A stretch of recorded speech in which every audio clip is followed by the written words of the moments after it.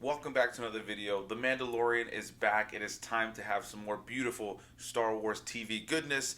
We're here with the first episode of the second season, Chapter 9, The Marshal. So unlike when I did the Mandalorian reviews last year, this year I will be doing spoilers. So I'm not going to be doing full breakdowns of the episode on every scene, but I will be talking spoilers throughout. So that's your warning. But what I will say to anybody who's watching this right now and doesn't want any spoilers is that the first episode is great and you should go watch it. So the Mandalorian is back, like I mentioned, and it is just beautiful. The cinematography, the way this episode was shot, just the blend of digital and practical effects, just beautiful. I think without a doubt, before I even get into my thoughts on the actual content of the episode, just on a visual level, the way that this episode was just put together, it's got to be one of the most beautiful Star Wars things we've ever had. This show in general. The quality of how this show looks and sounds, the costume design, the CGI, everything, it blends together so well. The music we're going to talk about in just a little bit. But yeah, I genuinely loved this first episode back into The Mandalorian. Love seeing Din Djarin and the child going on their adventures once again. This episode starts off similar to what we've seen in the trailers, where we know he's on the quest to get the child to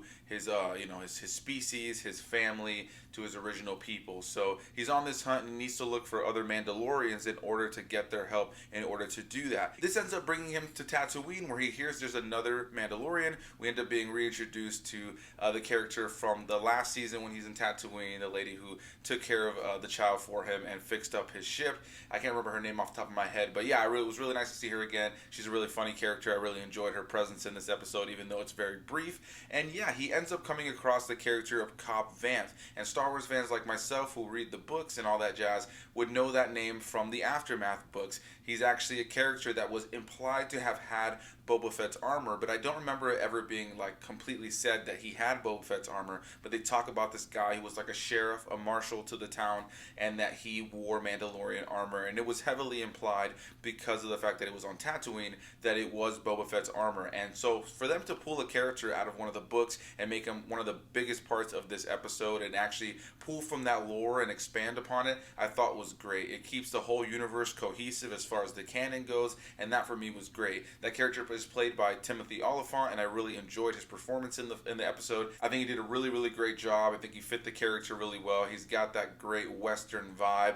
It was super funny too to kind of see him not necessarily fit the Boba Fett armor, you know what I mean? It doesn't necessarily look right on him, but that kind of added to the charm. You know, that's kind of how I always envisioned it when I read the Aftermath books. But yeah, I really enjoyed that element about it. I really enjoyed him. And at first, the Mandalorian is like, dude, take the armor off, like, or let's fight, you know. And then we end up getting introduced to the Krayt Dragon, which is just this big dragon snake that has the ability to spit acid and is just coming through and killing people, killing their their livestock, and is just causing a lot of problems for them. So they end up coming together to destroy this, and Cobb Vanth says, hey, I'll give you the Mandalorian armor if you help us destroy this. Then they end up working with the Tusken Raiders to take this thing out, and the whole last part of the episode is all of them working together. The Mandalorian, the Marshal, Cobb Vanth, and his team of people from his town, as well as the Tusken Raiders, taking out this giant snake. And yeah, I really enjoyed that whole sequence at the end. I really enjoyed this episode altogether. Visually, it was absolutely stunning. I mentioned earlier that the music for me was super great. Again, you have that great score from the first Mandalorian that's trickling over to this one. But what I really enjoyed about what they did with the music in this episode is they kind of added a little bit of that flair that we're used to when it comes to the Star Wars movies that wasn't really present in the first season. I think they could have just continued on with that same sound from the first season, but I do enjoy that there were a couple moments that kind of felt a little bit more Star Warsy, or at least what we're used to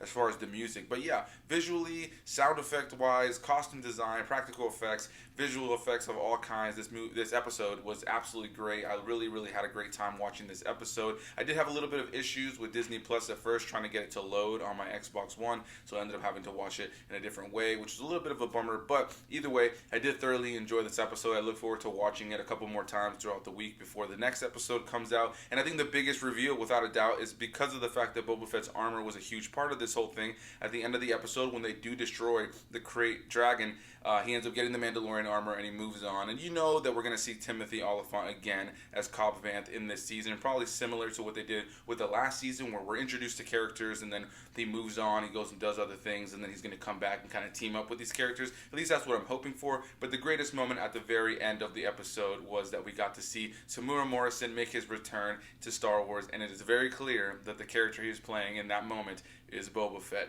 We had already heard that Boba Fett was rumored to be in the show. We heard that Temuera Morrison was going to be in the show, but there was a lot of rumors and discussion about who he would exactly be playing, whether it was Boba Fett or if he was going to be playing Captain Rex, since we know that Ahsoka is possibly going to be appearing in this season as well. So I'm definitely looking forward to the next episode. I had a great time with this one. Visually, I just think, wow, they just took a step up from the first season, and the first season already looked great, but some of those action sequences at the end and the blend of the CGI as well as the practical effects and just making it all look seamless was really, really great. I feel like this episode did a good job of kind of being a little bit of everything for different Star Wars fans. You had those cute moments with the child, Baby Yoda as people call him, and you had all the really great, badass, very Western moments that make this show awesome, as well as a really epic final action sequence in this episode. You know, like the first episode kind of had like a bit of a more tame feel. There was great action in that first episode of the first season, but this one definitely takes that to the next level. So I am very much looking forward to seeing what the rest of the season holds for us. I definitely want to hear what you guys have to say. So what did you guys think about this first episode and the connective tissue